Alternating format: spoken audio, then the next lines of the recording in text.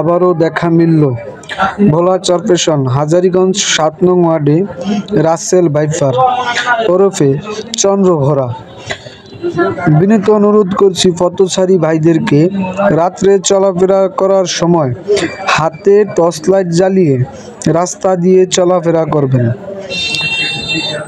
কৃষক শ্রমিক ভাইদেরকেও অনুরোধ করছি, আপনারা যখন চলাফেরা করবেন একটু দেখে শুনে করবেন, কারণ এই সাপের ভ্যাকসিন বাংলাদেশে এখনো আসেনি। এই সাপ যদি আপনাকে একটা কামড় বসিয়ে দেয়, আপনার বাচ্চাটা খুবই ক্রিটিক্যাল হয়ে যাবে।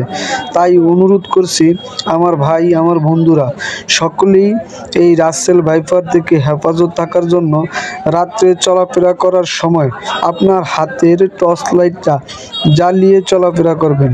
আমাদের হাজারীগঞ্জ ৭ নং ওয়ার্ডে দেখা মিলল আবারও রাসেল ভাইপার ওরফে চন্দ্রভরা সাপের। এই সাপ এখনো লড়তেছে।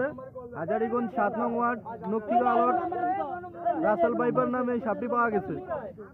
সাপের বাচ্চা।